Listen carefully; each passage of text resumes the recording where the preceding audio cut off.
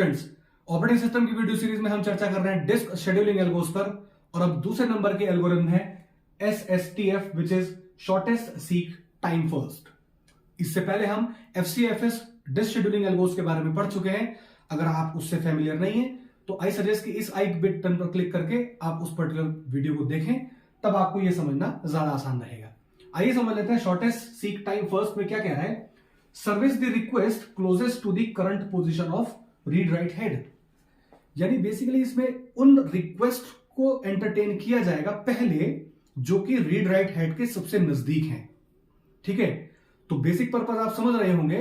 FCFS में ऐसा हो सकता था कि मान लीजिए अभी आपका पोजीशन हेड का 30 पर है और रिक्वेस्ट आ गई है 190 की, तो उसको एक लंबा ट्रेवल डिस्टेंस जो है वो ट्रेवल करना पड़ रहा है। ठीक है, और तुरंत आ गई है 29 की। ठीक है, तो फिर से वो वापस से लौट करके आ रहा है 29 पर।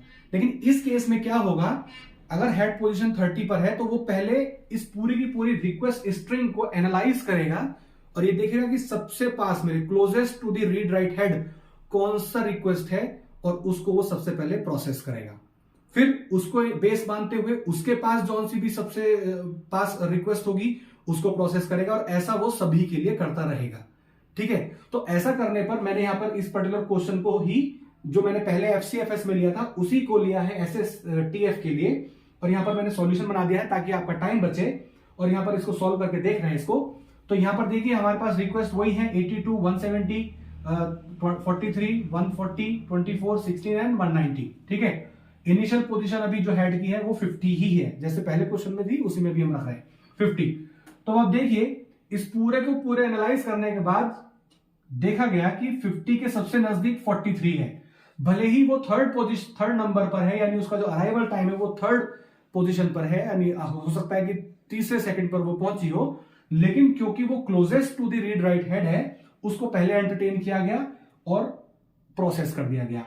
फिर इसको बेस मानते हुए बाकी बचे हुए एलिमेंट में से एनालाइज किया कि अब रीड राइट हेड की पोजीशन क्या है, कौन सा सबसे उससे ज्यादा पास है, उसको बेसिकली प्रोसेस किया गया।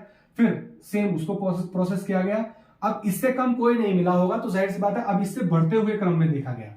ठीक है, तो ये डिपेंड करेगा कि आपका हेड की पोजीशन कहां पर है, उसके हिसाब से इसकी मूवमेंट डिसाइड होंगी। ठीक है, तो जाहिर सी बात है अगर आप इसी क्वेश्चन को देखें तो पहले हम 43 पर गए, 43 से 24 की वैल्यू हमारे पास ज्यादा कम है, तो फिर इधर की तरफ चले, 24 से 16 कुल मिलाकर 8 का ही गैप है तो यहां पर चले, और अब 0 की तरफ उसको कोई नहीं मिला। जब कोई भी रिक्वेस्ट नहीं मिली फिर वो आगे की तरफ जाएगा जहां भी उसको अब सबसे बड़ा जो सबसे नजदीक का एलिमेंट मिलेगा, यानी 82 यहां पर रिक्वेस्ट में था, 82 सबसे नजदीक मिला 16 से, तो इसको कवर करते हुए फिर वो आगे गया, फिर वो आगे गया, फिर वो आगे गया, और ऐसे करते करते उसने सारे के सारे रिक्वेस्ट को प्रोसेस कर दिया। तो आप देख सकते हैं यहां पर एक तरह का पैटर्न बना है कि या तो ये लेफ्ट हैंड साइड पहले जाएगा, और ये ऐसा इस वजह से हो रहा है, मान लीजिए अगर इसकी हेड की पोजीशन होती 150 तो ये पहले इधर की रिक्वेस्ट को पहले प्रोसेस करता। ठीक है, तो एक तरह का ये इधर की रिक्वेस्ट को प्रोसेस करने के बाद उधर गया है। ऐसा करने से सीक टाइम की बचत हो रही है। ठीक है, ऐसा करने से बेसिकली सीक टाइम को हम कम कर पा रहे हैं। That's why it is called shortest seek time first. ये सबसे पहले सबसे छोटे टाइम को देखेगा एंड देन फिर उसको ले लेगा। ठीक है, तो इसके एडवांटेजेस क्या हो गए, वेरी इफिशिएंट इन सीक मूव्स। जाहिर सी बात है क्योंकि हम यहाँ सीक के बेसिस पर ही मूवमेंट कर रहे हैं, इसकी जो भी सबसे शॉर्टेस्ट है उसको हम पहले प्रोसेस कर रहे हैं, उसके बाद उसको बेस मानते हुए उससे शॉर्टेस्ट जो है उसको प्रोसेस कर रहे हैं, and then this particular fashion we are just applying. Okay, then less average waiting time and response time. Waiting time कम लगने वाला है। ठीक है, एवरेज अगर हम निकालें किसी भी पर्टिकुलर प्रोसेस के वेट करने का तो वो कंपेरेटिवली टू FCFS कम लगने वाला है।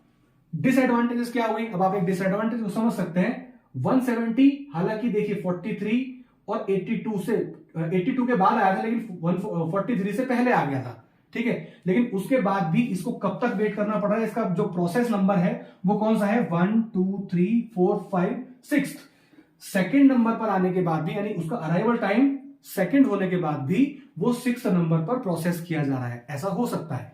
ठीक है, तो दिस इज कॉल्ड स्टार्वेशन। ये पहले आने के बाद भी सेकंड लास्ट नंबर वाली पोजीशन पर इसको प्रोसेस किया जा रहा है, और हो सकता है 190 यहीं पर आ जाए सबसे शुरू में।